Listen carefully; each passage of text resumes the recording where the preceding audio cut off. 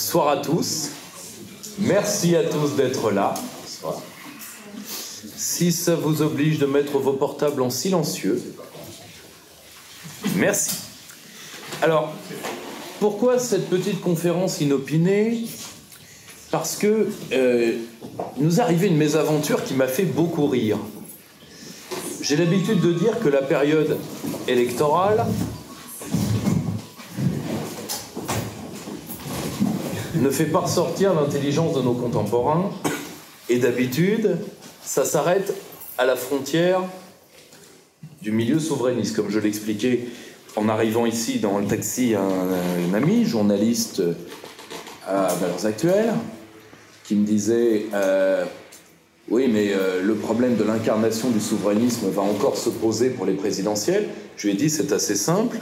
Regarde tous les débats intellectuels en France, tu enlèves les souverainistes, et qu'est-ce qui reste? Eh bien, il reste que dalle. Il reste la gauche non souverainiste, donc les woke. Et bon, les woke sont des métaphysiciens de haut niveau. À partir de combien de plumes dans les endroits nobles suis-je un oiseau rare? Ensuite, si on va vite dans l'échiquier, vous avez tout le reste de la gauche est potentiellement souverainiste. Ce qui est le cas de la gauche économique sérieuse, ce qui est le cas de les poches chevènementistes, ce qui est le cas à peu près de tous ceux qui pensent. Ok. Au milieu, vous avez la Macronie. La Macronie ne pense pas jusqu'à preuve du contraire. Et vous avez le camp libéral, à qui je veux bien prêter une pensée, mais si Agnès Verdier-Molinier a une pensée, eh bien alors c'est que la pensée, elle s'est beaucoup décrédibilisée comme catégorie intellectuelle ces 20 dernières années. Et après, il reste la droite radicale à matrice de runes, qui pèse 2%, et qui ne pense pas non plus. Donc, vous voyez que, en réalité, le problème du thème de la souveraineté, c'est qu'il est aujourd'hui, comme c'est le seul thème dur de la pensée politique, il est omniprésent. À tel point que Michel Barnier a dû s'en rendre compte, ce qui a demandé une marge de progression. Et, si vous voulez, ce qui m'a surpris il y a quelques jours, je fais une analyse électorale de 25 minutes pour une des sous-sections de nos camarades de Spoutnik, nos amis de Spoutnik, et sur ces 25 minutes d'analyse non-stop, je vois des gens qui ont entendu 20 secondes et qui me disent « Oui, mais vous avez l'air de soutenir monsieur, pas Plastique Bertrand, Xavier Bertrand. » Et vous me direz, les deux sont malléables. Donc, et là je me dis « Non, c'est pas possible. La connerie est arrivée dans mon camp. » Et ça, c'était rare. C'était rare parce que quand j'ai commencé, il y a maintenant 17 ans, on n'avait pas le droit, nous, souverainistes à la connerie, pour une raison, c'est qu'on était beaucoup trop nombreux. On aurait disparu. Or, d'un côté, c'est bien, parce que ça veut dire que nous nous sommes largement répandus en assiette, donc ça veut dire qu'on a aussi abaissé les niveaux de recrutement, ce qui va avec, mais je me suis dit, c'est pas possible. Ce genre de procès abruti, alors bon, qui a été relayé par mes ennemis habituels, toute la bande de l'AND, etc., mais ça, bon, et les buts témoins de la pensée post-collabo, ça c'est pas grave, mais c'est une haine qui a déjà 15 ans d'âge et qui ne demande qu'à vieillir, hein. L'amitié s'entretient, l'inimitié encore plus, donc, et surtout, ça fait oublier quel est le statut de mes camarades dans ce combat. Moi, je suis avant tout un analyste et un armurier idéologique. Je ne suis pas je ne suis pas là pour être une pop-up girl. Premièrement, je n'ai plus d'uniforme à ma taille. Et deuxièmement, vous avez remarqué que, pour ceux qui me suivent, pour certains depuis une dizaine d'années, j'ai jamais donné de consigne de vote. Seule chose que je me suis permis, c'est de dire qu'une fois, je me présentais aux élections, parce que moi, contrairement à d'autres, j'y vais. Mais quand bien même il y aurait ici des gens de la liste Grand Est qui me disent « Moi, j'ai pas à voter pour toi », vous pouvez rester. Donc, moi, je donne jamais de consigne de vote parce que j'estime que j'ai pas à violer votre inconscient. Vous êtes des grands garçons, vous êtes les grands garçons et les grandes femmes, vous faites ce que vous voulez. Vous êtes des citoyens adultes. D'accord? Et je disais une analyse qui est simple, hein, je vais vous la restituer. Si, dans le but n'est que d'effacer Emmanuel Macron comme personne et pas comme système, moi, ce qui est mon but, moi, je veux tuer la machine à faire des Macron. Je suis d'accord que effacer ce sale sourire de sa sale gueule, oui, il y a un côté fantasme, je le reconnais. Il y a un côté lui, pelle, translation. Mais si c'est pour se taper 5 ans de Tsipras de droite et ensuite 10 ans de Macronie, ça sert à rien. Vous voyez ? Or, le problème, et ça c'est l'analyse que, pour ceux qui ont suivi, que j'ai donnée il y a plus d'1 mois et demi sur TV Liberté, qu'est-ce que j'avais dit? Que le but de Macron est d'abord de tuer les candidats du système bourgeois. Et vous avez remarqué que depuis cette émission, 2 des candidats que j'avais nommés, d'ailleurs dans l'ordre où je les ai nommés, sont tombés. Madame Hidalgo, dont le rapport financier de la ville de Paris est sorti par hasard 1 semaine et demie plus tard, alors qu'elle avait déjà doublé la dette depuis un moment, hein. Et Monsieur Jadot, qui s'est pris, comment elle s'appelle? Vous savez, celle qui a épousé Monsieur Patate, l'homme déconstruit? Sandrine Rousseau, oui. J'ai des amis helvétiques qui veulent d'ailleurs faire un procès à l'INPI pour la promotion du nom Rousseau, parce que, si vous voulez, Jean-Jacques n'a pas mérité ça. Donc, vous voyez, le problème, c'est que si nous ne concevons pas la stratégie, nous sommes morts. Moi, la seule chose que je dis depuis des mois, c'est qu'Emmanuel Macron a pour l'instant toutes les cartes en main. Pourquoi? Parce qu'il agit avec un critère idéologique que nous ne maîtrisons pas, qu'il importe du management anglo-saxon, qui est le critère de leadership. Le leadership, c'est pas la puissance. Le leadership, c'est de maîtriser vos 4 ou 5 rivaux coalisés. C'est comme ça que les Américains, d'ailleurs, planifient leur développement économique et militaire. Macron réagit exactement de la même manière. Pour l'instant, il va écluser le système bourgeois. Il obtiendra la tête de Mme Pécresse ou de M. Barnier, celui-ci résistant mieux que prévu. M. Barnier est un incorruptible, en conviction, nous sommes tous d'accord. Et vous savez ce que disait Frédéric II de Prusse, un homme incorruptible, il est donc plus cher que les autres. Et de l'autre côté, il va liquider l'assureur du Grand Orient, M. Bertrand. Ce qui est très drôle d'ailleurs qu'on m'ait prêté une affection pour ce type-là, parce que pour vous, Xavier Bertrand n'est rien. Et vous avez raison. Mais pour moi, c'est pire. Parce que je vous rappelle que pour moi, c'est un homme qui a trahi Philippe Séguin. Et moi, les traîtres, comme disait Raoul Wolfoni, je les soigne. Vous voyez ce que je veux dire? Enfin, la seule chose, c'est que nous ne pensons pas à la stratégie. Qu'est en train de faire Emmanuel Macron au moment où nous parlons? Il polarise la campagne et lui écluse déjà la campagne de second tour. Alors vous me direz, il fait une erreur. Il faut toujours faire la campagne de premier tour d'abord. Non, la campagne de premier tour, il l'a déjà fait quand il a crevé des yeux et quand il a coupé des mains. Quand il a tenté d'écraser le mouvement anti-pass. Ça y est, la campagne de premier tour macronienne, elle est faite. Et c'est pour ça qu'il est à 26. Tout simplement parce que les siens se disent ah, il a quand même du sang de prolo sur les mains. Personne ne peut nous garantir ça. Lui, il l'a. Il nous le promet même pas. Il l'a fait. Pécresse, est-ce qu'elle coupera des mains? On n'en est pas sûr. Lui, la preuve par 9. C'est pour ça qu'il est si haut, et d'ailleurs, vous devez être surpris de son écart avec ses challengers. C'est tout à fait normal, sa campagne de premier tour est faite. Là maintenant, il fait sa campagne de second tour, donc il liquide les candidats du bloc bourgeois qui peuvent encore lui faire de l'ombre. Il polarise de l'autre côté pour pouvoir réveiller la gauche castor. Faites barrage. Et vous voyez, c'est ça que j'essaye de faire comprendre aux miens, le raisonnement stratégique. Alors c'est vrai, c'est pas une affaire de fanboy. Moi, à titre personnel, évidemment, je soutiendrai un candidat alternatif. Le problème, c'est lequel, ça vous regarde pas, et 2, qu'ai-je comme légitimité pour vous dire qui soutenir? Aucune. Moi, j'ai des camarades qui vont être dans 4 écuries différentes pendant cette présidentielle. Moi-même, je serai dans aucune. Ou peut-être dans une, si on me le demande. Mais, à titre...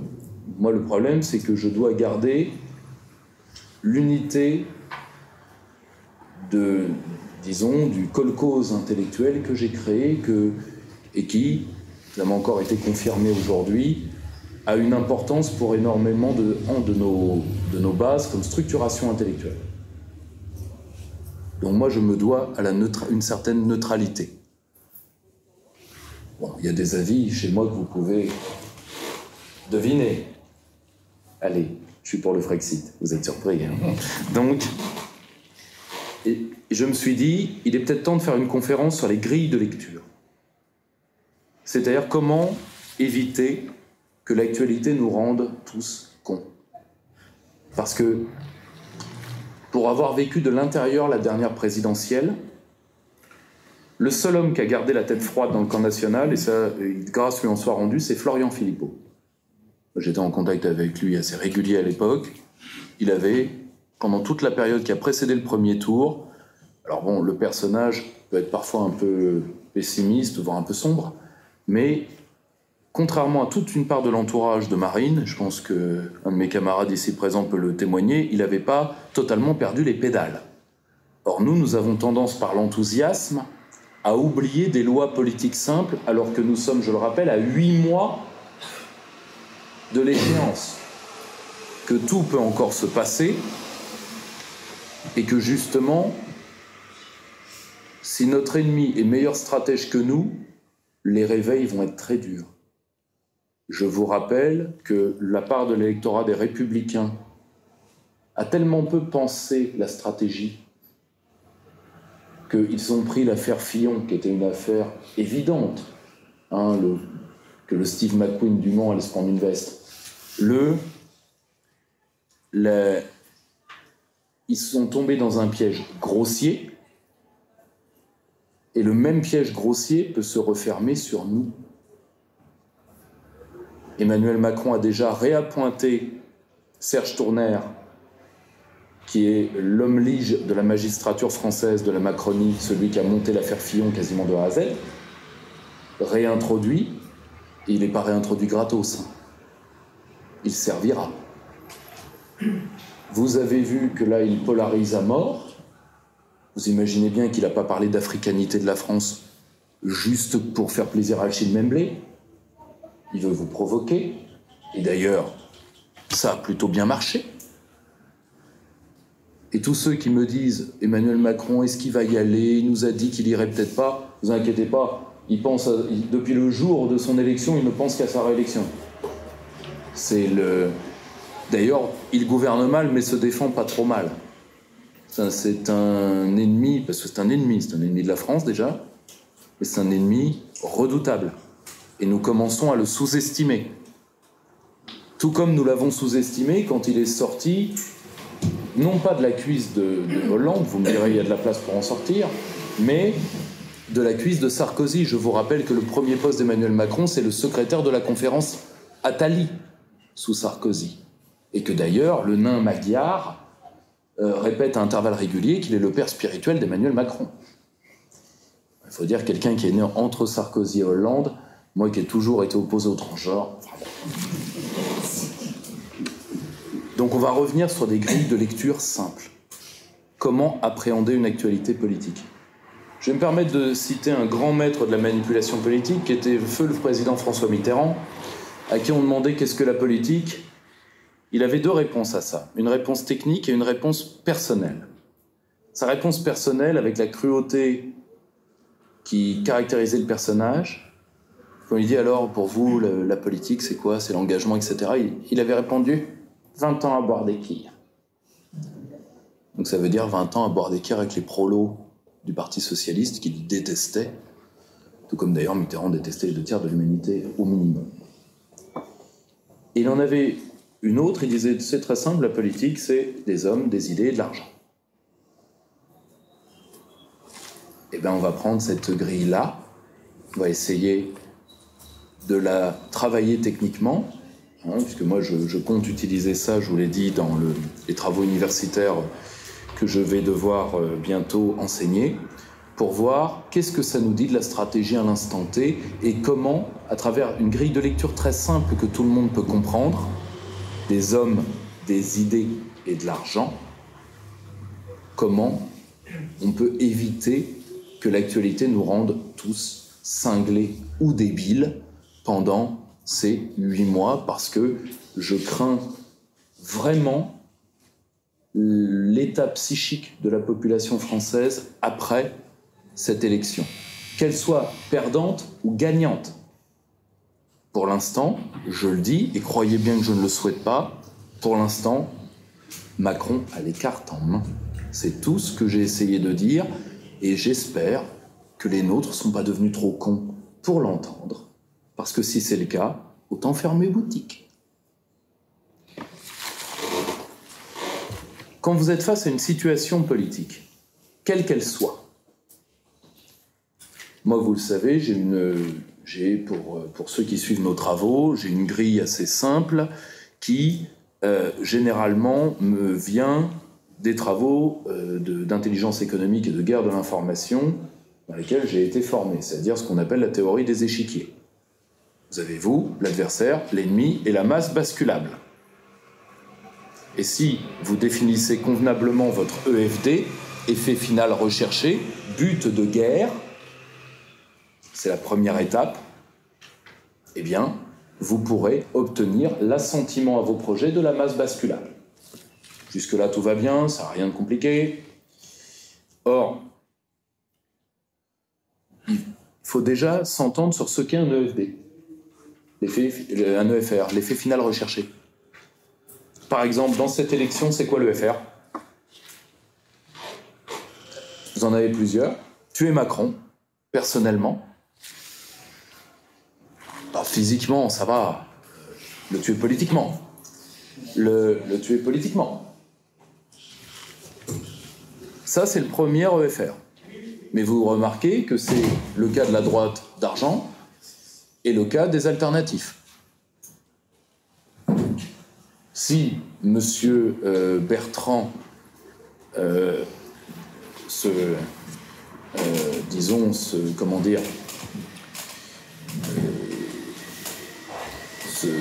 chambellan du Nord se pose à la place de M. Macron, il l'aura vaincu politiquement. Bénéfice pour la France, 0. Mais on aura fait un jeu de chaises musicales, et donc vous verrez ceux qui auraient dû être les ministres de Macron, qui sont les candidats à la primaire des Républicains actuels, devoir être recyclés en ministres de M. Bertrand. Effet de fond, 0. Mais c'est un EFR. Autre EFR, la machine a tué la machine à tuer la France, tuer la xénocratie. C'est le cas d'une partie des alternatifs de gauche, mais qui veulent la remplacer par autre chose. C'est le cas d'une partie des alternatifs populistes ou droitiers. C'est un EFR. Autre EFR, détruire politiquement Marine Le Pen. Ou détruire politiquement les Républicains. C'est un EFR, c'est principalement aujourd'hui l'EFR d'Éric Zemmour. Les EFR peuvent se combiner, certains sont plus ou moins miscibles. Le souci, c'est vous avez aussi des gens qui sont dans des sous-EFR. C'est-à-dire, je dois me présenter à la présidentielle pour ensuite aller à ma députation. Je ne donnerai pas de nom, il y en a 2 ou 3. Et vous avez ceux qui doivent se présenter pour pouvoir avoir un poste ministériel. Donc ça, ce sont des sous-EFR personnels. Là, d'un seul coup, vous voyez, l'échiquier commence à se préciser. Quand on commence à voir qui cherche quoi. Déjà, première question à se poser sur les hommes. Qui cherche quoi? Deuxièmement, toujours dans le volet les hommes, le volet du sociogramme. Les relations interpersonnelles qui impliquent les buts qui, disons, impactent les buts stratégiques. Vous venez d'en avoir un magnifique exemple. Et là, Emmanuel Macron est très fort. Il est allé chercher le panda du Havre dans une opération dont vous avez vu qu'elle a été montée à la va-vite, parce que comme opération commando, la construction d'Horizon. Alors Horizon, en plus, très très mauvais nom de parti politique, hein, quelque chose qui recule au fur et à mesure que vous avancez. Bravo au blaireau devenu panda. Je vous rappelle d'ailleurs que le numéro 2 d'Horizon vient d'être quand même mis en examen, hein, déjà. Alors vous me direz, on n'est plus à ça près. Mais bon, je pense que Monsieur Philippe, en réalité, n'est pas arrivé en disant « j'ai toute la loyauté au président ». Il a été sifflé par le président dans une optique à terme de ce qui pourrait, pour le plus grand malheur du pays, être un scénario à la Poutine-Medvedev. Et pourquoi cette sortie si bizarre? Vous vous rendez compte que le mouvement n'a pas été préparé. Et là, pour l'instant, comme seul rallié, le maire de Reims. Une dot, somme toute, symbolique pour le moment. Tout simplement parce que la chute des Républicains est rapide. Et que tout simplement, c'est la fameuse technique Bernard Tapie, quand l'État balance de l'argent par les fenêtres soit en dessous, eh bien, Emmanuel Macron met la cuvette pour reprendre l'appareil des Républicains en cas de crash. Et vous avez remarqué que la seule chose qu'Édouard Philippe dit, c'est la dette, faut payer la dette. À qui parle-t-il? Analyse de discours. Il parle aux boomers de droite, la génération tout pour ma gueule, qui est obsédée par le terme de la dette publique, ce qui implique vous allez payer l'argent que j'ai emprunté et me verser mes rentes jusqu'à ce que vous creviez gueule ouverte. L'électorat, les vieux de droite, dont Emmanuel Macron a impérativement besoin. Analyse du sociogramme. N'oubliez jamais que dans l'histoire des partis politiques français, je vais vous donner un exemple qui est caricatural, l'exemple du Parti socialiste. Si, ça existe encore. Si.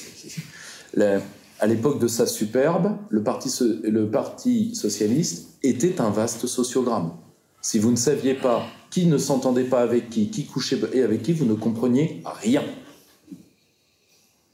Les carrières de François Hollande ou de Ségolène Royal dans un genre différent s'expliquent en grande partie par des affaires de sociogramme. Bon.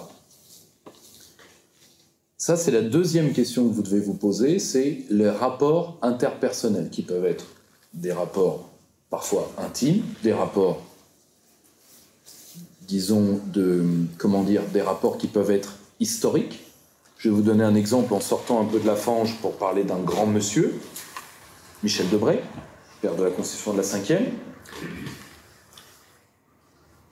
Ceux qui connaissent bien le gaullisme savent que Michel Debré était certainement l'un des seuls libéraux un peu durs dans l'entourage de Gaulle avec Rueff. Mis à part que De Gaulle se servait de Rueff, Rueff a jamais... D'ailleurs, il s'en est plaint à la fin de sa vie de ne jamais avoir pu dominer intellectuellement De Gaulle. Il faut dire dominer intellectuellement De Gaulle, il faut quand même y aller. Alors que... Et pourquoi Michel Debré était si libéral? Et en réalité, il était d'un libéralisme très particulier, c'est-à-dire il disait que les Français devaient travailler toujours plus pour toujours moins. Pourquoi? Parce qu'il était au cabinet de Paul Reynaud et qu'il a vu la défaite et qu'il était obsédé par le fait de produire plus que les autres pays européens pour, le cas échéant, se défendre. Affaire de sociogramme. C'est là où la biographie politique est importante. Moi, dans mes recherches pour ma thèse, une partie de l'adoration que De Gaulle porte aux théories sociales dites utopistes, dont il va faire la participation gaullienne, qui est quand même l'une des grandes révolutions sociales du XXe siècle. Pourquoi l'a-t-il? Tous les étés, dans son adolescence, où va-t-il en vacances? À côté des phalanstères. Et oui. Vous voyez, ça c'est l'aspect biographique et sociogramme. Vous voyez, ce que je vous dis là Et il y a ces rôles, il n'y a qu'un seul type de gens, à ma connaissance, qui le travaillent de cette manière, ce sont mes camarades qui travaillent dans le monde du renseignement. Pour une raison, c'est que souvent, vous alpaguez quelqu'un, non pas certains par l'argent. Le problème, c'est que quelqu'un que vous alpaguez par l'argent vous sera infidèle parce qu'il est au plus offrant. Quand vous voulez utiliser quelqu'un pour ses desseins ou pour les vôtres, généralement, c'est par quelque chose en quoi il croit que vous le tenez. Ou par le chantage. Le problème du chantage, c'est que... Je vais donner un exemple. Vous dites à un homme, je dirai à ta femme que tu la trompes. Imaginez, il le dit avant vous. Vous perdez votre avantage. Et la corruption, c'est pareil. Vous lui donnez 100, quelqu'un lui donne 200. Alors que s'il pense qu'il suit sa propre ligne, il sera infiniment plus fiable. Vous voyez ? Affaire de sociogramme.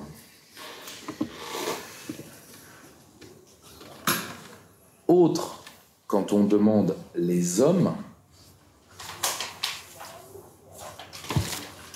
là vous avez parlé du sociogramme des émetteurs, sociogramme des récepteurs. Et quelle est la grille encore la plus efficace?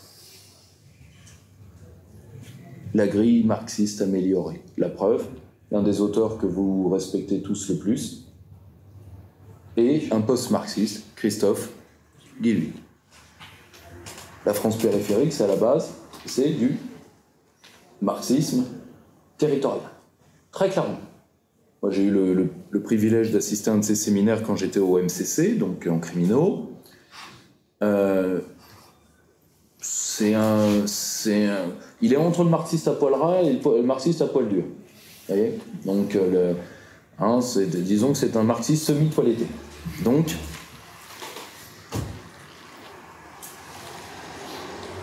vous me direz, il y a les tendances culturelles, etc. Ça, c'est très vrai, mais ça vient dans un second temps. Pourquoi ? Parce que le rapport, quand vous avez des communautés culturelles, le rapport est interculturel, mais les rapports internes dans les communautés sont encore des rapports de classe, pour la plupart, quelle que soit la communauté en question. Moi, je vais vous donner un exemple. Je connais bien les sociologies des communautés asiatiques. La division est sociale et territoriale parce que langagière. Souvent, ils sont avec des gens qui viennent de la même zone de Chine, du Vietnam ou autre, d'où ils viennent, aussi pour des questions de langage. Or, quand vous commencez à comprendre ces analyses-là, vous vous rendez compte que les masses que vous avez dans la tête sont plus friables que vous ne le pensez. Je m'explique. Prenez le cas du sujet qui obsède tout le monde, qui est le sujet de l'immigration. Et c'est tout à fait normal que ça obsède tout le monde.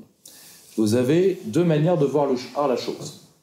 Soit vous la voyez comme un fait de souverainisme social, économique et culturel, et là ça devient un sujet traitable. Soit vous la voyez comme une physique sociale pure et totale, et là, c'est même pas qu'il y a libanisation, balkanisation, guerre civile, c'est que vous l'avez déjà perdu.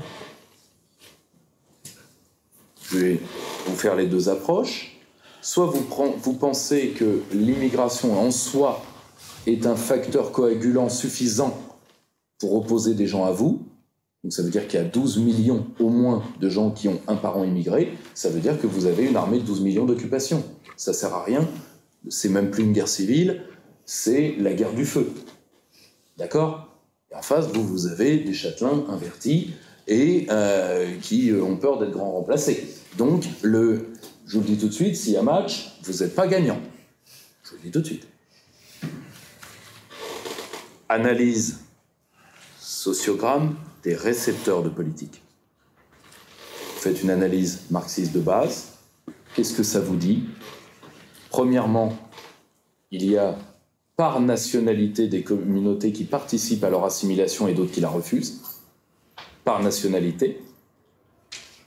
Deuxièmement, une partie des communautés vous vendront facilement les éléments perturbateurs pour leur propre sécurité.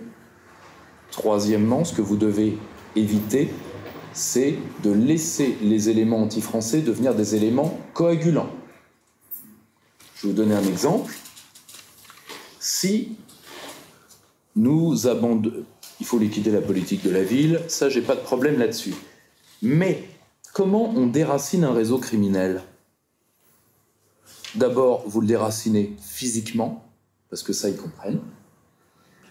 Mais ensuite, vous devez éviter que le chien dent repousse. Et pour ça, c'est une politique publique particulière. Mais si vous faites une politique austéritaire débile, eh bien, il va arriver ce qui est en train d'arriver à l'Italie, c'est-à-dire que de plus en plus de parts de l'économie italienne passent dans les mains de la pieuvre, qui pèse aujourd'hui entre 20 et 25% du PIB de base.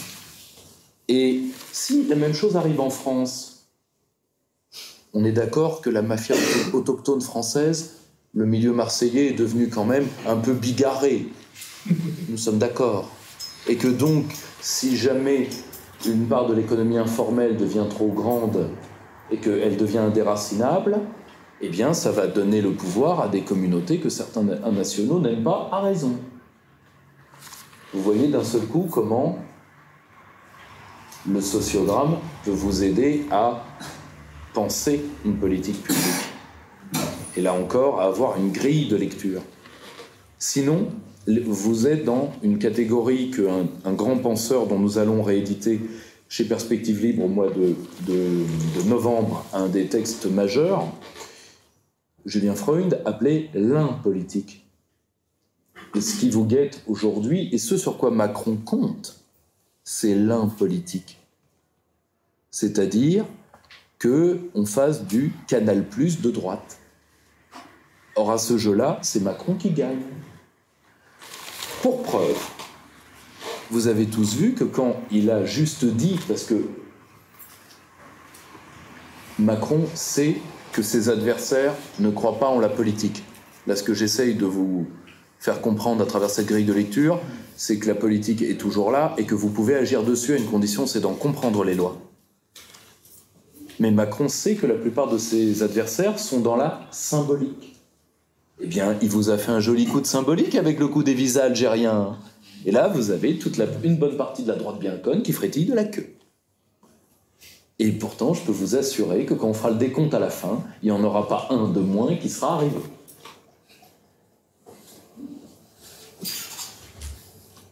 Est-ce que certains d'entre vous se rappellent comment s'appelait-il ? Ah, il était si sympathique avec ce Corbach. Comment s'appelait-il ? Monsieur Claude Guéant. Les gens se rappellent de Claude Guéant ? Oui, l'abonné à la chronique judiciaire. Oui, c'est lui. Il a écrit un livre que d'ailleurs personne n'a lu, c'est bien dommage, parce qu'il y a tout un passage sur comment, en tant que ministre de l'Intérieur, il a tenté de négocier pour le compte de son patron, quelqu'un qui est pas, là aussi, qui était abonné à la chronique judiciaire, qui est un être très sympathique, bien que verticalement concentré. Il avait négocié avec les européistes pour pouvoir, il le dit lui-même, arranger les chiffres de l'immigration. Il arrive à retarder 20 000 arrivées qui arriveront quelques mois plus tard, Hollande élu. Politique du symbole. Emmanuel Macron ne fait que ça. Et il sait que ses adversaires sont incapables, par manque de pratique de terrain et par manque de grille de lecture, et aussi, pardonnez-moi, par manque de colonne vertébrale, de vouloir faire ce qui est réellement la politique, c'est-à-dire une action sur le réel. La politique, c'est ça. L'ingénierie des perceptions est une action sur l'esprit. C'est différent. L'éducation est une action sur le caractère. Vous voyez la différence ? Voilà. Toujours dans les hommes, vous devez garder à l'esprit, alors aujourd'hui ça porte le nom de médiocratie, mais vous devez garder deux lois humaines et politiques à l'esprit. La tentation de ce qu'on appelle la loi d'airain de l'oligarchie, c'est-à-dire qu'à la fin, le pouvoir se concentre toujours, Et le but de la liberté, de ceux qui veulent la liberté, c'est de mettre des garde-fous qui soient institutionnels d'un côté et métaphysiques de l'autre. L'institutionnel seul ne sert à rien. Si vous ne prêchez pas, si vous ne faites pas en sorte que des hommes se tiennent droit, l'institution ne les sauvera pas. Aujourd'hui, j'ai eu, avec un militaire qui fait du journalisme maintenant, un débat ubuesque sur la Ve République. Il dit oui, mais la Ve République, elle ne nous protège plus, etc. Je fais, nous protéger de quoi? Enfin, si tu veux, la connerie humaine est l'une des forces historiques les plus puissantes de l'histoire des hommes. C'est d'ailleurs pour ça qu'il n'en existe pas d'histoire. Et si vous voulez, vous pouvez avoir les institutions les plus puissantes, les plus vertueuses, les plus équilibrées entre la balance des pouvoirs. Eh bien, quand vous y mettez Darmanin, eh bien, c'est fini. Parce que la médiocrité anthropologique l'emporte toujours. Vous voyez ce que je veux dire? Des garde-fous institutionnels et des garde-fous métaphysiques. Or, le problème, c'est que vous êtes dans une époque libérale. Donc, vous êtes dans une époque où la question de la colonne vertébrale ou du caractère, pour parler comme De Gaulle, ne se pose pas. Pourquoi? Parce que sinon, vous entrez dans un système contraignant, et ensuite, si vous entrez dans un système contraignant où les gens doivent se tenir un peu droit, eh bien, le fascisme n'est plus très loin. Là, d'ailleurs, si vous avez vu l'actualité récente, un comique américain a quand même dit que nous étions tous nés du ventre d'une femme, et on a répondu « fasciste ». Donc maintenant, si vous voulez, parfois, je me demande à quoi je vais servir dans les années qui viennent. Donc, parce que non mais franchement, hein, maintenant les bords sont quand même un peu poreux. Vous me l'accorderez. Donc, vous voyez, émetteur, récepteur, sociogramme, grille de lecture. Il est vrai un peu mécanique, mais toujours utile, à travers la question des hommes, la première question que vous devez vous poser. Je vais donner un exemple. Pour le camp national, avons-nous les hommes capables de gouverner? Pour gouverner un pays comme la France, il faut 500 hommes au moins, de toutes les évaluations. Directeur d'administration centrale, principaux représentants des assemblées. Si la question ne ment pas, aujourd'hui, nous avons moins de 40 parlementaires sur 577 qui travaillent. Mais les 40, est-ce qu'on les a? Nous. Non, mais est-ce qu'on les a? Non, mais vous voyez ce que je veux dire? Et là, d'un seul coup, vous voyez que, comment dire, la question, je dirais même que la question, entre guillemets, conspirationniste, cède assez vite par rapport à la réalité du terrain. Vous voyez? Quand vous avez plus de 2 personnes, déjà, excusez-moi, tous ceux qui vivent en couple savent que déjà à 2, c'est pas très compliqué, c'est pas très facile. Mais quand vous avez 3 personnes dans une pièce, vous avez un ensemble complexe de relations interpersonnelles, et intellectuelles et idéologiques. Et vous imaginez la complexité que c'est de faire vivre des organisations, des partis et autres. Si vous ne posez pas la question des hommes, vous perdez. La question des idées. La première, il y a une erreur double sur les idées. Croire qu'elles ne servent à rien, l'erreur de la droite au sens sociologique du terme, hein, et croire qu'elles mènent à tout, l'erreur de la gauche sociologique. Déjà, c'est quoi une idée? C'est un prisme de réalité enfermé dans un mot. C'est ça un concept. Un prisme de réalité enfermé dans un mot. C'est quelque chose à travers lequel vous devez regarder. Si vous croyez que le concept va se substituer à la réalité, vous êtes un idéologue ou un constructiviste. Si vous pensez que le concept ne sert à rien, vous faites ce qu'on appelle de l'anti-intellectualisme. Dans les 2 cas, vous allez au devant de graves déconvenues. Pourquoi? Tout simplement parce que soit vous allez avoir un rapport utilitaire aux idées, c'est-à-dire il faut être dans le bougisme. On va être dans le mouvement. Je vais vous donner un exemple. Monsieur Luc Châtel, personnage dont vous ne vous rappelez pas, et vous avez bien raison. Et Monsieur Luc Châtel, quand il était ministre de l'Éducation nationale, n'avait pas d'idée. Il était déjà très content d'avoir les places. Et d'ailleurs, c'est un EFD, avoir les places. Le problème, c'est que avoir les places et rien en faire, revoyez le bilan du sarkozysme premier, ça nous a fait Flamby, plus le camédamien tome 1, et peut-être le camédamien tome 2. Donc, merci le nain.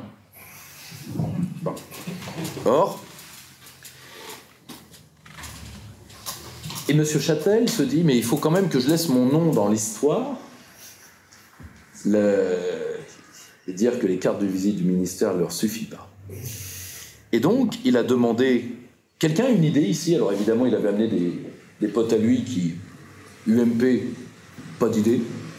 Et donc, comme les cabinets ministériels, vous le savez, sont quasiment inamovibles, vous aviez des pédagogistes de gauche qui étaient là, qui lui dit, on va pouvoir mettre le genre à l'école. Et lui, comme le genre, il ne sait pas ce que c'est, il a dit banco.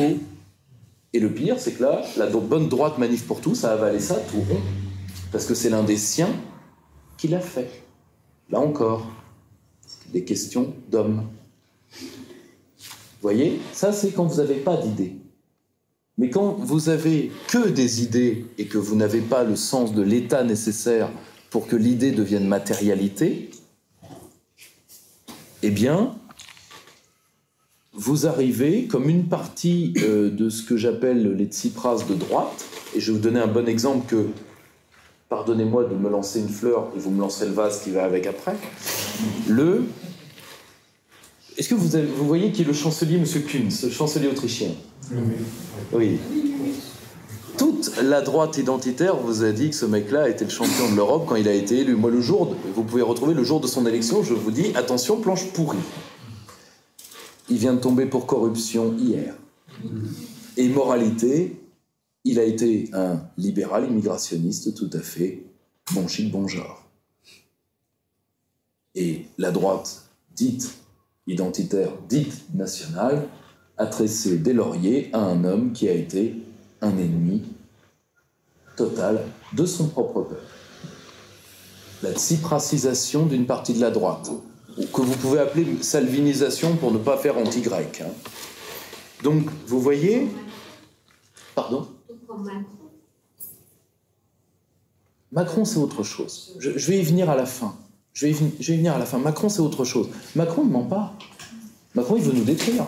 Ah non, mais Macron, il veut nous détruire. Il vous a jamais menti. Quand il a dit la France, il n'y a pas de culture française. Bon, ça veut dire quand même que vous êtes issu d'une culture avortée. Donc vous êtes dans le néant. Il veut vous effacer. Il n'a pas de problème, il ne vous a pas menti. Si tu prends les élections, il a promis tout autre chose. Attention, il a laissé dire. Quand lui a dit des choses, vous vous rendez compte ce que c'est? La culture française n'existe pas. C'est une phrase ethnocidaire. Vous vous rendez compte de ça? C'est-à-dire, grosso modo, moi, il y en a Blanco, moi, je vais t'effacer. Vous faites ça dans certains pays, il y a des lois antiracistes contre ça. Enfin, vous vous rendez compte du degré de haine qu'il a pu avoir? Et ensuite, il a laissé dire une partie de sa garde rapprochée, mais lui-même. Macron, c'est autre chose. Je vais y venir à la fin, ne vous inquiétez pas. Sur les idées, n'oubliez jamais que la démarche d'une idée, c'est concept jusqu'à la réalisation. Or, politiquement parlant, c'est ce qu'il y a de plus compliqué. Moi, j'ai fait du travail de cabinet. Vous savez ce que c'est le plus dur dans un cabinet? C'est d'appeler tous les jours tous les services pour savoir si le travail a bien été fait. Je vais vous donner un exemple. On avait fait un dossier, j'étais très content, au Parlement européen. On avait remis un dossier manipulation de l'information en Europe, la démocratie en danger, le cas Edoui Plenel. Je me suis fait des potes à Mediapart ce jour-là. Et le pire, c'est que, ils l'ont reçu, 2, ils l'ont validé, 3, ils ont dû nous le payer. Enfin, le payer aux experts qui l'ont rédigé, entre autres à quelqu'un que vous connaissez, qui est Alexandre Delbalan. Je me rappelle, mon téléphone avait sonné. Vous avez touché à Edoui? Mon Dieu. Ah. C'est dommage, une belle amitié naissante. Eh bien, quand on a dû valider ce rapport, on l'a envoyé au service de Repro pour que toutes les institutions européennes l'aient, donc plusieurs centaines d'exemplaires. Eh bien, au bout d'une semaine, toujours pas sorti. Vous voyez? Et donc, il fallait y aller, etc. Ça, c'est la matérialité du travail politique, que la plupart des gens ignorent, ne se rendent pas compte que, comme disait Einstein, 5% d'inspiration, 95% de transpiration. Quand De Gaulle dit « l'intendance suivra », tous les crétins pensent que De Gaulle détestait l'intendance. De Gaulle, c'était quelqu'un qui avait ses propres mesures de l'inflation parce qu'il faisait faire les marchés à Tantivonne calepin en main. Calepin en main. C'est-à-dire, pour le petit peuple, combien les œufs, combien machin, combien truc. Ça évite qu'un statisticien retort, et Dieu sait qu'aujourd'hui, entre les sondages, les chiffres Covid et autres, vous pouvez avoir une légitime distance sur les chiffres officiels, nous sommes d'accord. C'est d'avoir des mesures de réalité. Vous voyez? Et d'équilibrer réalité, idéal conceptuel. Aller à l'idéal, comprendre le réel. Jaurès. C'est ce qui fait la dureté de notre métier. D'essayer et c'est de plus en plus difficile au fur et à mesure qu'on ne fait que de la com. Pourquoi? Parce que la com a fait, et ça Nietzsche l'avait prévu, encore un siècle de journalisme et les mots purons. Ça veut dire quoi, les mots purons? Il y a plusieurs sens auxquels on peut donner à ce mot, mais moi j'en donne un précis. C'est comme les mots ne vous font plus ni vous lever ni vibrer, vous êtes en termes d'idéal des corps morts, et donc il faut vous lever politiquement. Et vous êtes de plus en plus lourd au fur et à mesure que vous êtes écœuré. Et vous avez raison en plus. Le problème, c'est que sans cette physique sociale pour vous lever, rien ne changera. Vous voyez? Vous retrouvez la question des hommes et vous retrouvez le lien homme-idée. C'est pour ça que des idées, faut en avoir. Et tous ceux qui ne veulent pas en avoir parce que pour eux, il faut être dans l'adaptation, dans le... Comment dire? Il faut être dans le... Comment dire? Le... Pragmatisme. Non, le pragmatisme, c'est vraiment une tradition intellectuelle. Ça vaut plus que ça. Hein. Je vous dirais d'être dans la pensée réflexe, comme un chien de Pavlov. Alors, il y a une part de soumission. J'ai préféré le mot de Bernanos, la lâcheté devant les conséquences. La lâcheté devant les conséquences. Et aujourd'hui, c'est ça qui nous pend au nez. La lâcheté vers les conséquences. Je vais vous donner un exemple. Il y a une science qui est pourtant une science, la seule science humaine semi-exacte. Semi-exacte pourquoi? Parce qu'elle repose sur les mathématiques et néanmoins elle se trompe à intervalles réguliers. Quelle est cette science? Science humaine semi-exacte. La démographie. Je voyais il n'y a pas longtemps des gens souligner à raison l'Afrique va peser 2 milliards, l'Europe va perdre 100 millions d'habitants. Vous voyez que sans une idée, là, eh bien, la réalité physique, c'est lemming. Lemming. On trouve une falaise, Étretat, etc. Et ensuite, on fait un grand pas en avant vers l'avenir. Parce que sans l'idée, et sans des hommes de caractère, idée homme, ce sont les forces mécaniques qui font l'avenir. Et les forces mécaniques, ça peut être tragique. Comme disait Jack Welch, qui, à défaut d'être un cheat type, avait une parole inspirée, prends ton futur en main, sinon quelqu'un d'autre le fera. Une très belle définition de ce qu'est la souveraineté. Or, Jack Welch, qui était un requin, patron de General Electric. C'est pas un gentil garçon, hein, si vous voulez, et puis en plus, c'était quelqu'un dont la méchanceté n'avait pas de paravent, il n'avait pas sa marionnette au guignol comme Tapi. Parce que la seule chose qui est supportable chez Tapi, c'est sa marionnette. Bah ouais, banane, tu as la Fiat. Donc, vous voyez que sans l'idée, la réalité matérielle stricte est insoutenable. Je vais vous donner un autre exemple. Quand vous voyez la convergence de catastrophes qui vont arriver en Occident et en Europe occidentale dans les 20 prochaines années, si vous n'avez pas une idée pour contrer ça, ça va se flinguer. On est d'accord.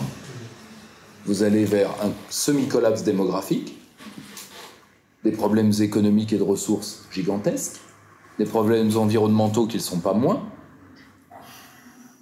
et un imbroglio politique qui peut même faire disparaître l'idée de liberté en Occident. Institutions supranationales plus contrôle numérique. On se flinguerait pour moins. Or, la seule chose qui peut permettre à la dignité des hommes, non pas de se relever, elle se relève d'elle-même, c'est un sentiment tribal, mais de s'incarner, c'est l'idée. C'est la phrase très belle du général de Gaulle. Quand la France a failli rouler dans l'abîme dont on ne revient pas, elle s'est accrochée à deux môles, le tronçon du glaive et la pensée française.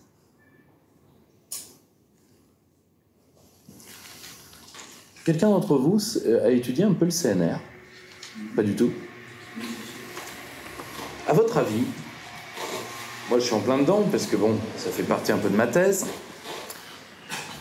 Pourquoi il y a eu le CNR en fait? Théoriquement on fait la guerre, hein, et la guerre c'est une affaire de... Parce que tu as la gueule.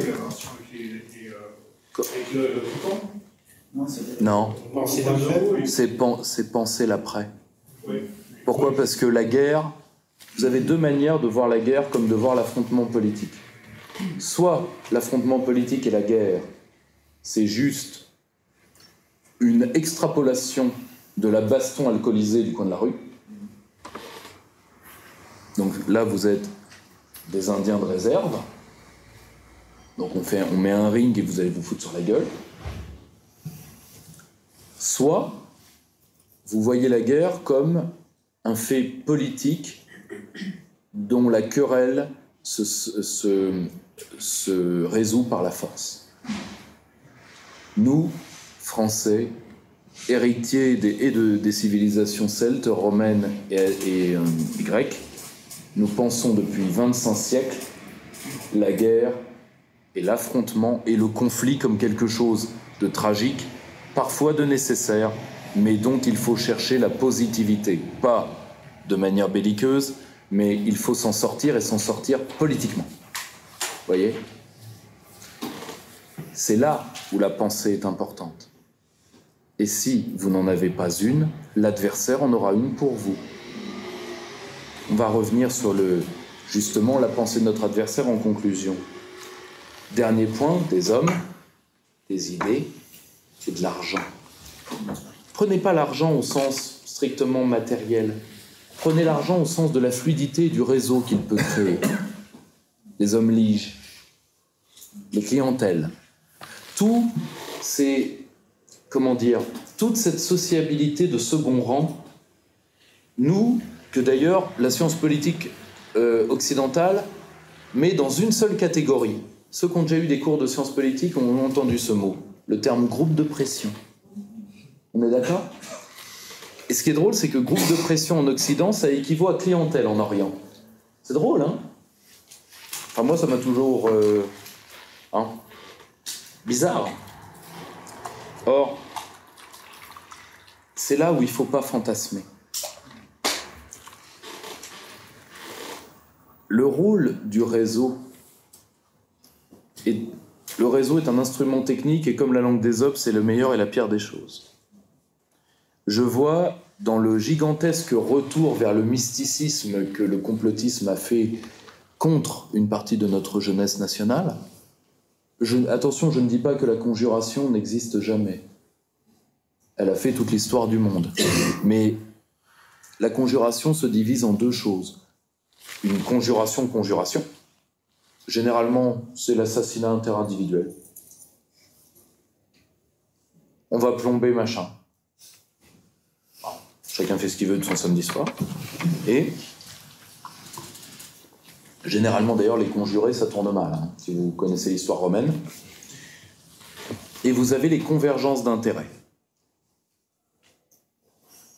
Ce que Philippe Séguin illustrait très bien par rapport à la construction européenne. Rappelez-vous du discours de Séguin sur, entre guillemets, cette machine à bas bruit. En réalité, c'était reprendre les mots même de Jean Monnet qui parlait de la théorie d'abord des petits pas, puis de l'engrenage. Qu'est-ce que c'est sinon une convergence d'intérêts dans le dos des populations? Et donc une conjuration. Mais vous devez voir ça dans la complexité. C'est-à-dire de voir ça globalement. Sinon, c'est une catégorie politique incapacitante. Totalement incapacitante. Je vais vous donner un exemple que je m'étais promis de jamais donner en public parce que quand la vidéo passera, ça éveillera peut-être de vieilles rancœurs à mon égard. Néanmoins, la vérité doit être dite particulièrement aux plus jeunes. À une époque, les nationaux et les souverainistes, vous n'allez pas le croire, tenaient une part non négligeable du groupe Fire Press,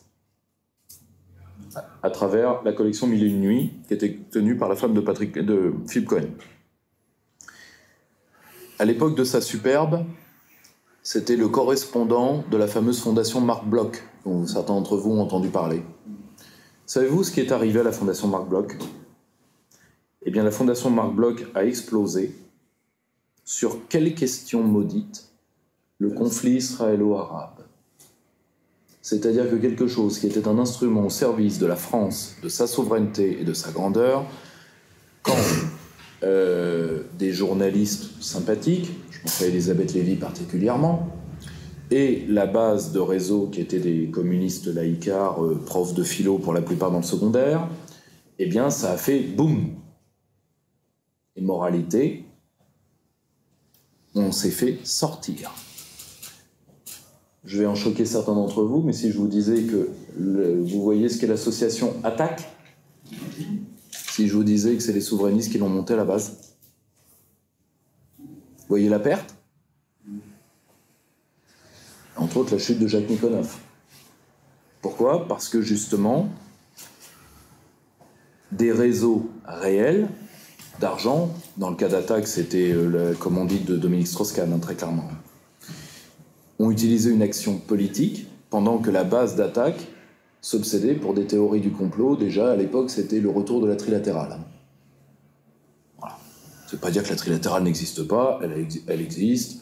À une époque, elle passait sur TF1 d'ailleurs, ce qu'on oublie dans les années 70-80. Et néanmoins, on a surévalué l'importance de ces institutions-là, qui sont avant tout des démonstrations de force de la classe comprador mondiale. Mais vous imaginez bien qu'à l'ère des réseaux et où les systèmes de vidéoconférence sont devenus performants, ils n'ont pas besoin, pour se parler, d'aller dans un gigantesque, salon de massage horizontal haut de gamme à Davos. Parce que pour ceux qui ont déjà foutu les pieds à Davos, c'est surtout du salon de massage horizontal haut de gamme. Voilà. Oui, range tes oreilles chastes, mon Simon. Hein, j'ai rien dit. Mais, voyez ce que je veux dire? Une fois que vous rappelez que la politique, c'est avant tout un fait réel, vous sortez de la démarche incapacitante dans laquelle nos milieux sont en train de s'enferrer. De s'enferrer. Bien sûr, il faut étudier les réseaux d'argent, évidemment, mais il ne faut pas leur prêter plus que ce qu'ils n'ont. Je vais vous donner un exemple. On dit il y a 7 milliardaires qui ont la presse française. C'est tout à fait vrai. Vous êtes déjà entré dans une rédaction. Levez la main.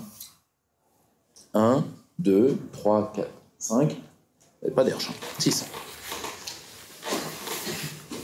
Le rédacteur, avec l'argent de son patron, peut faire à peu près ce qu'il veut pour une raison. Ce qui compte pour un magnat, c'est pas de contrôler la ligne de l'organe de presse, c'est d'avoir un organe de presse. Pourquoi ? Parce que c'est une monnaie d'échange dans son monde à lui pour faire pression vis-à-vis de gens de sa casse à lui. Voyez ? Problème de grille de lecture.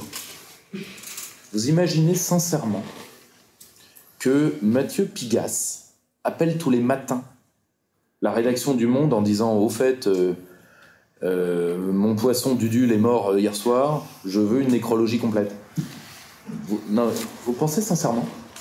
Non ? D'ailleurs, la plupart, ils vous le disent. La phrase que je vais vous citer de Xavier Niel. « Quand un journal m'emmerde, je prends 5%. Pas 6, pas 7. Je prends 5%. Et tout de suite, les journalistes se mettent au pas tout seuls. Vous voyez ? L'erreur de parallaxe. Là où vous voyez domination, l'autocensure suffit très largement. Vous voyez ? C'est là où la dynamique du réseau est forte. C'est qu'en réalité, c'est beaucoup plus... Patrick Buisson a une phrase intelligente là-dessus. Il dit, on vous évalue toujours au pouvoir qu'on vous prête et non au pouvoir que vous avez. Le réseau, c'est ça. C'est le pouvoir qu'on vous prête. D'ailleurs, vous le voyez chez nos adversaires. Dès qu'il se passe quelque chose, dans le milieu souverainiste, on est les comploteurs. Et en réalité, vous voyez, on est deux parts de population qui se regardent à travers le complot. Dès qu'il se passe quelque chose pour nous, c'est eux. Dès qu'il se passe quelque chose pour eux, c'est nous. Ça a été quand même des épisodes drôlatiques. Vous vous rappelez du général Popov mettant Parcoursup en l'air. Vous vous rappelez de ça ? C'est les cyber-hackers russes qui ont détruit le système d'archivage du CDI du collège Jacques Prévert à Montreuil. Et c'est M. Blanquer qui vous le dit. Théorie du complot autorisée. Raisonnement incapacitant. Nous avons les mêmes. Pourquoi ? Parce qu'on ne comprend pas ce que c'est un réseau. Et d'ailleurs, je vais vous dire pourquoi. Parce qu'on ne sait pas en faire un nous-mêmes. Pour être l'un des seuls réseauteurs, alors au passage, tant que j'y suis, je sais qu'il y a des rumeurs insistantes. Non, je ne suis pas franc-maçon.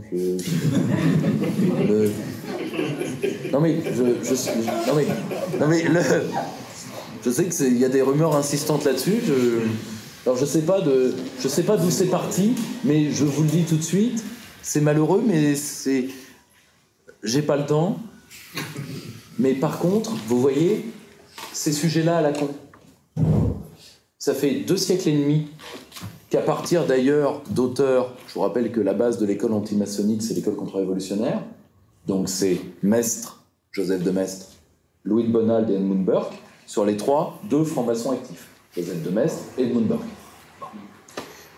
Et on s'est fait tout un film et tout un bins, et résultat, aujourd'hui, pour toute une partie du camp national, dès que quelqu'un a plus de 80 de QI, il doit être franc-mac.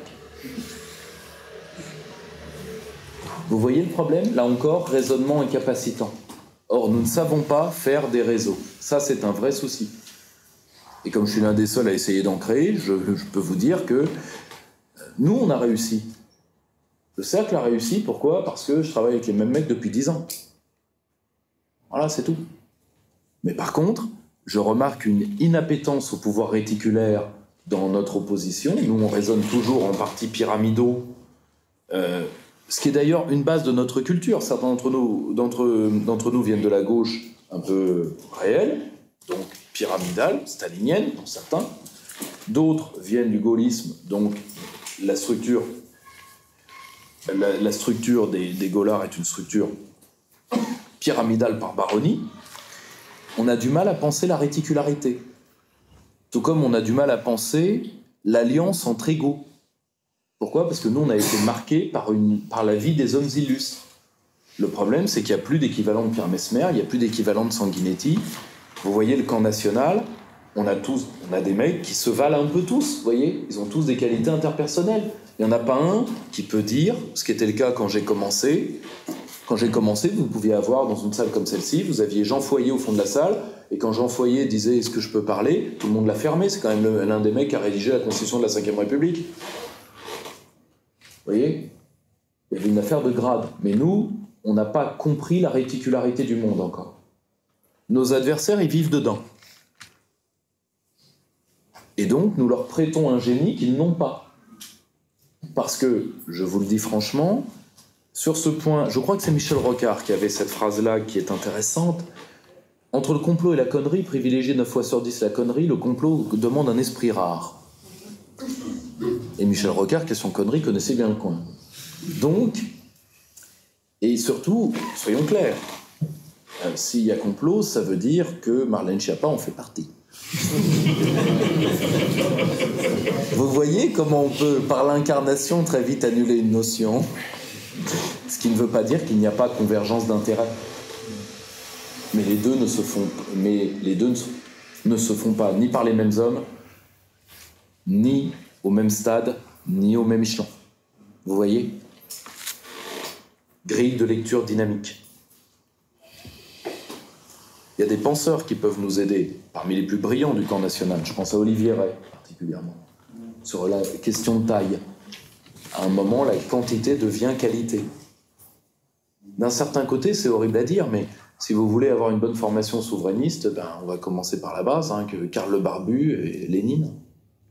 Alors vous me direz, à réactualiser, bien sûr. La seule chose, c'est que si nous perdons le sens du que faire, Lénine, pour ceux qui n'ont pas la référence, eh bien, on est mort. On est mort soit par le ciel des idées, soit par une lâcheté devant les faits qui fait que nous allons être des avortons du discours. Et d'ailleurs, ça se voit.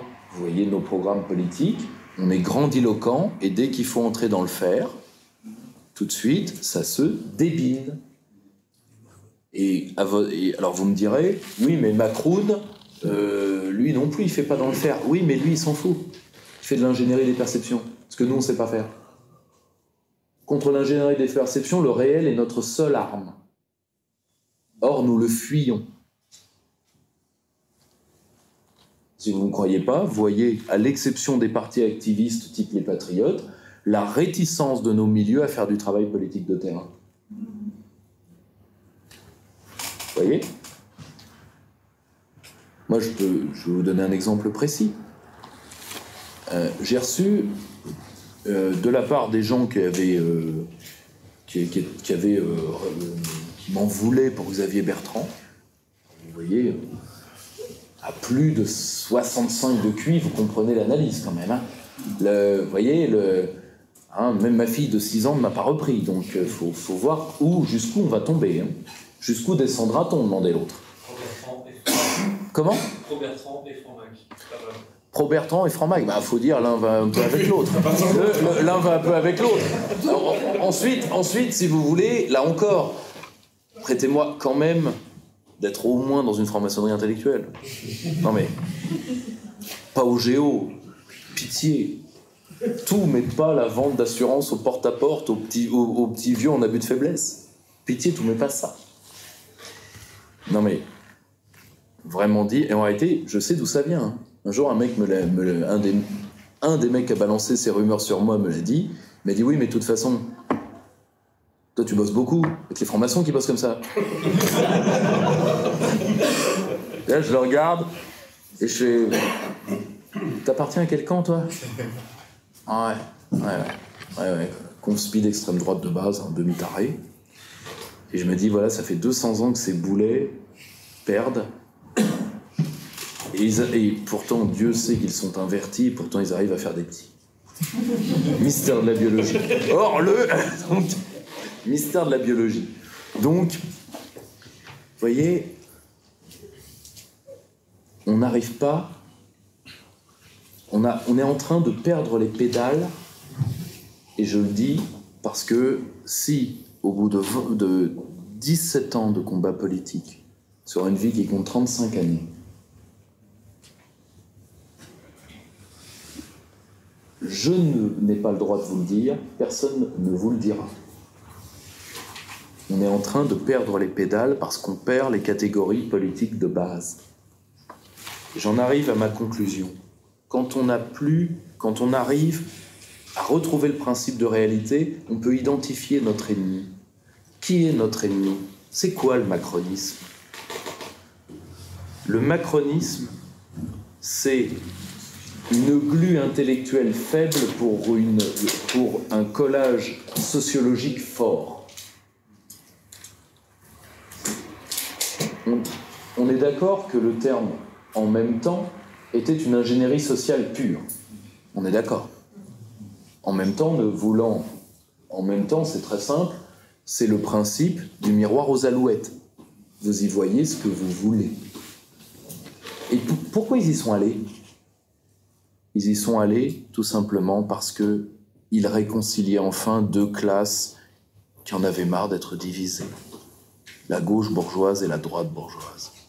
L'une était lestée de ses restes catholiques ou paracatholiques de haine de l'argent, alors qu'il n'y a rien de plus faux que vis-à-vis du pognon. Or, enfin Macron leur a dit, écoute, mais oui, ah oui, t'as fait la fusion-acquisition, oh le pauvre ouvrier, mais tu le regrettes même pas, arrête, pleureuse. Ouf, le poids de la culpabilité en moins. Bourgeoisie de gauche, ton ouvriérisme, ça fait belle lurette que tu n'y crois plus. Avoue, tu n'y crois plus. Suis la recommandation, l'ordonnance des bons docteurs de Terra Nova, laisse tomber. Macron, c'est le minimum d'idées pour le maximum d'une vision du monde unitaire. C'est-à-dire une vision du monde de la fluidité, de l'économie ouverte et surtout, avant toute chose, de l'hybridation. Tout est dans tout et inversement en même temps. Il n'y a plus de catégorie solide, il n'y a plus de, le réel ne vous arrête plus, vu que tout est hybride, tout est en même temps, tout est trans, tout est mixable, tout est modulable. C'est pour ça d'ailleurs que la question sociale n'existe plus, vu que la question sociale, c'est du dur. Elle ne s'hybride pas, donc elle disparaît. Ça devient, en réalité, ce qui compte ensuite, c'est ce qui est mixable et transmutable. Donc les politiques identitaires. Et c'est quoi un identitaire de gauche? Un décolonial ou un woke. L'une étant la version bariolée de l'autre. Vous voyez que là, vous avez convergence de classe, convergence idéologique, une pointe de flèche parfaite. Une arme. En face, qu'est-ce que vous avez? Vous avez la division, je mets de côté les paumés de l'histoire, c'est-à-dire les 2% de droitards qu'il y a en France qui tournent les soirs de solstice à dîner autour des rues. Je mets ça de côté parce que chaque bonne grippe fera avancer la vérité.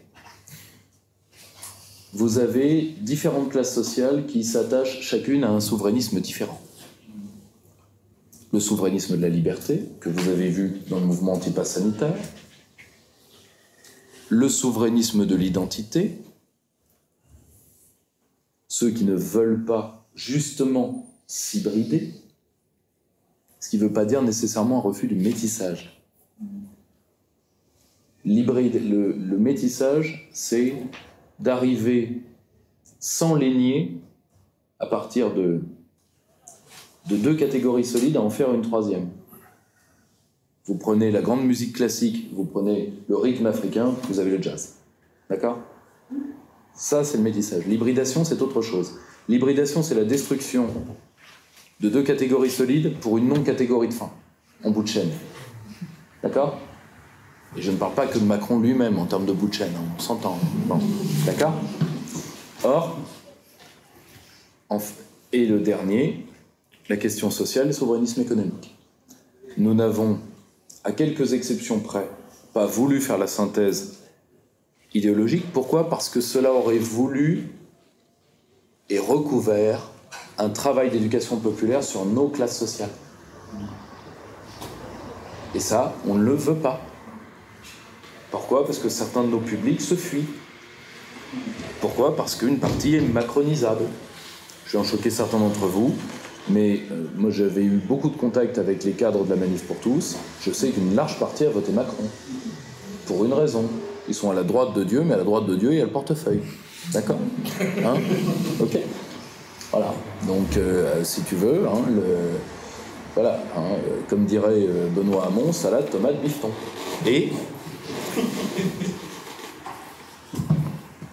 le problème, c'est que nous n'avons toujours pas travaillé la convergence de classe, et je crains sincèrement que cette élection, peut-être même qu'elle permettra à certains de prendre des places,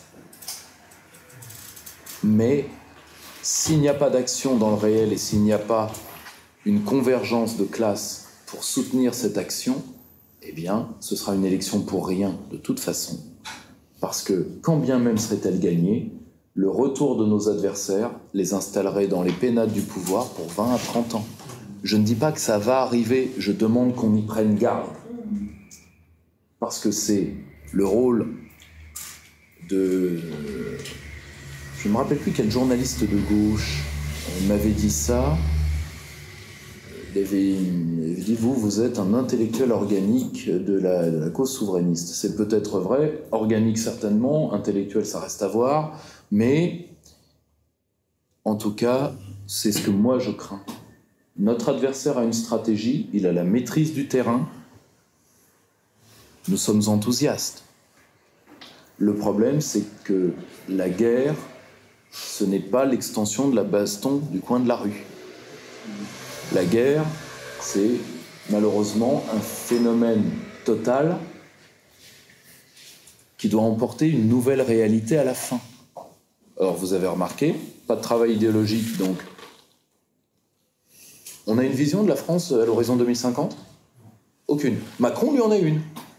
France Rail. Lenderisé, disons Saint-Empire LGBT-germanique. On peut pas dire qu'il n'a pas annoncé la couleur. Bon, nous, on n'a pas ça. On ne sait pas à qui on parle. On ne sait pas à qui on parle.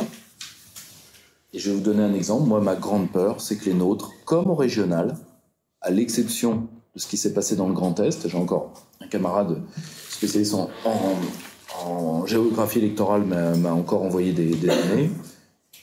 À l'exception du Grand Est, c'est les nôtres qui ne sont pas allés voter. Une partie retournera voter, parce que c'est les présidentielles, mais est-ce qu'ils retourneront tous voter? La Macronie fera le plein, parce qu'elle est l'expression d'une classe sociale solide, et solide sur ses intérêts. Après, on peut faire une fuite dans l'impolitique. Si c'est le cas, on sera les trolls consentants de l'empire macronien. Ok, pas de souci. Mais alors, on en ramène moins, tu vois, sur la fierté, sur l'honneur, etc. Deux tons en dessous. Deux tons en dessous. Parce que pour l'instant, la guerre est vachement mal engagée, au moment où on parle pour cette élection. Ensuite, elle est mal engagée, mais comme disait Foch, c'est pour ça qu'elle doit continuer. Merci à tous.